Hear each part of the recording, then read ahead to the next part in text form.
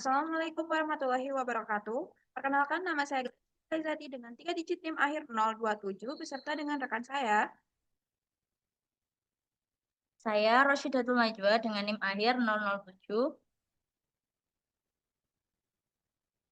Saya Florentino Cemala dengan NIM terakhir 016.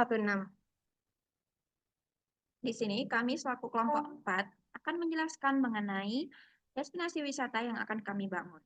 Sebelumnya, perkenankan kami untuk menjelaskan secara singkat mengenai destinasi wisata yang akan kami bangun.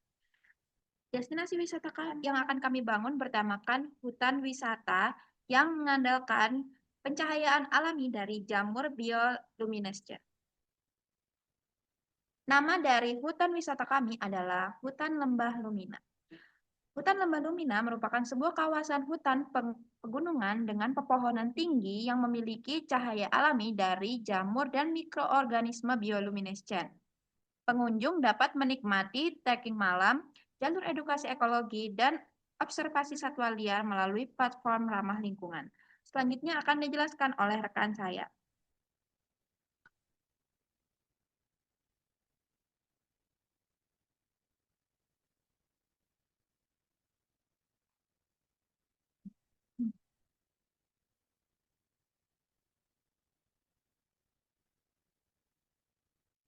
Baik, di sini saya akan menjelaskan tentang mini rencana pembangunan wisata hutan Lembah Lumina. Di sini ada beberapa poin. Yang pertama ada analisis situasi. Analisis situasi sendiri ada 3 poin, yaitu lingkungan, sosial, dan ekonomi. Lingkungan, ekosistem sensitif, jamur bioluminescent, burung endemik, dan aliran sungai kecil. Ancaman ekologis berasal dari sampah wisata, polusi cahaya, dan erosi tanah.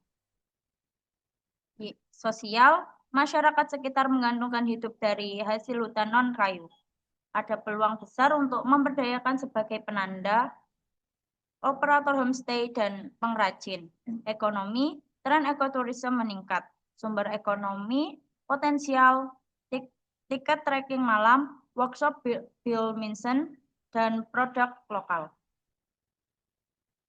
Ada yang kedua, ada visi, mewujudkan hutan Lembah Lumina sebagai destinasi ekowisata unggulan berbasis konservasi, pemberdayaan masyarakat, dan pengalaman alam yang berkelanjutan.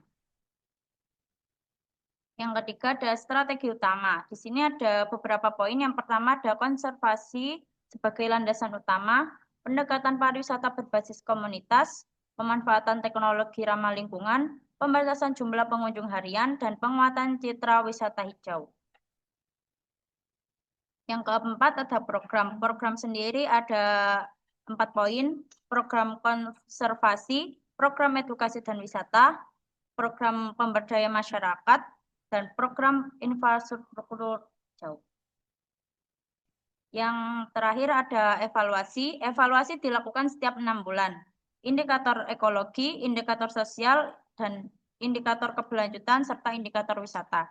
Indikator ekologis sendiri adalah populasi jamur bercahaya, kualitas air, dan kehadiran satwa endemik. Yang kedua ada indikator sosial, tingkat pendapatan warga dan keterlibatan dalam usaha wisata. Yang ketiga ada indikator wisata, kepuasan pengunjung dan jumlah kunjungan sesuai kapasitas. Yang terakhir ada indikator keberlanjutan, volume sampah dan persentase penggunaan energi terbarukan. Selanjutnya akan dijelaskan oleh rekan saya.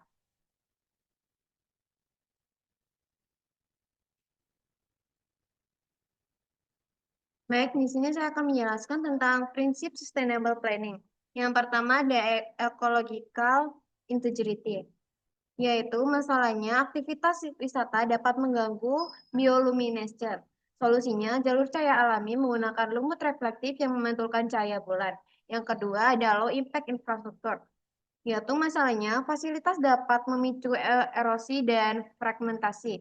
Solusinya, boardwalk modular terapung yang mudah dipindah tanpa menggali tanah. Yang ketiga ada community empowerment, yaitu masalahnya masyarakat sering tidak mendapat manfaat langsung dari wisata. Solusinya, sistem pembagian keuntungan digital transparan berbasis teknologi blockchain ringan.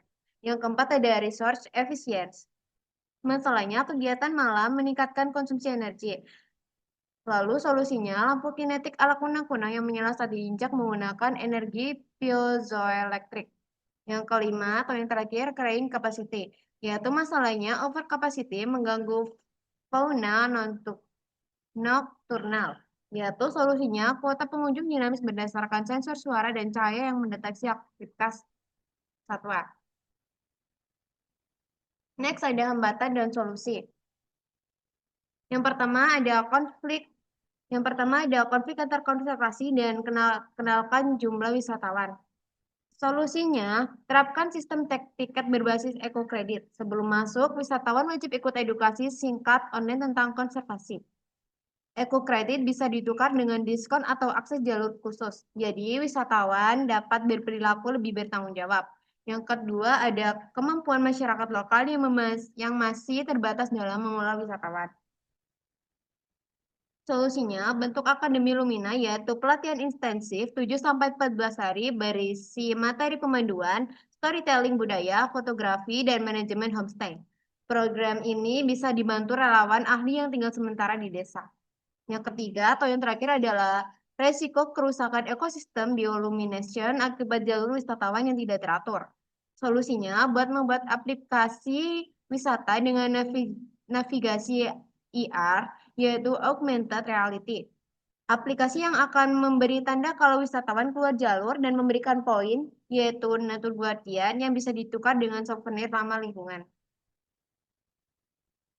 Terus saya akan menjelaskan tentang visual wisata. Yang pertama ada rumah jamur. Yang kedua ada shuttle bus wisata.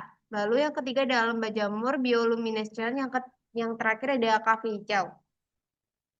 Baik, selanjutnya saya akan menjelaskan mengenai peta wisata dari hutan lembah Lumina. Jadi di sini yang pertama ada loket tiket. Jadi wisatawan dari loket tiket di sini akan menemui musola dan toilet. Di samping musola dan toilet ada tempat parkir untuk kendaraan pribadi wisatawan. Setelah wisatawan memarkirkan kendaraan pribadinya, wisatawan akan menemui halte dari shuttle bus wisata dari hutan Lembah Lumina sendiri. Shuttle bus wisata akan mengantarkan wisatawan menuju wisata Goa Bioluminescence. Setelah dari wisata Goa Bioluminescence, wisatawan akan diantar menuju ke kafe hijau. Setelah dari kafe hijau, wisatawan akan diantar menuju lembah jamur bioluminescence. Setelah mendatangi lembah jamur bioluminescence, wisatawan akan diantar ke rumah jamur bioluminescence. Setelah itu, wisatawan akan transit di halte bus shuttle bus wisata hutan lembah Lumina. Nah, sebelum transit, wisatawan akan dimampirkan ke pusat oleh-oleh dari hutan lembah Lumina. Dan di samping pusat oleh-oleh hutan lembah Lumina ada toilet umum bagi wisatawan yang akan pergi ke toilet. Setelah puas dari pusat oleh-oleh hutan lembah Lumina, wisatawan akan diantar kembali menuju loket tiket atau titik awal wisatawan sampai di wisata. Baik, kesimpulan dari presentasi kami pada hari ini. Hutan Lembah Lumina merupakan destinasi ekowisata inovatif yang memadukan keajaiban bioluminescence alami dengan konsep pariwisata berkelanjutan berbasis teknologi dan pemberdayaan masyarakat. Dengan ekosistem unik yang tidak dimiliki destinasi lain, potensi pasar ekoturism yang terus meningkat, serta program pembangunan yang terstruktur mulai dari konservasi, edukasi, hingga infrastruktur hijau, proyek ini menawarkan peluang investasi yang menjanjikan sekaligus berdampak positif. Perencanaannya matang, sistem pengelolaan berbasis sensor dan teknologi ramah lingkungan, serta keterlibatan masyarakat lokal menjadikan hutan lembah Lumina tidak hanya layak secara ekologis, tetapi juga kompetitif secara ekonomi. Setiap hambatan yang telah diantisipasi dengan solusi kreatif seperti sistem ekokredit, Akademi Lumina, dan aplikasi AR untuk memastikan operasional berjalan efisien dan aman bagi ekosistem.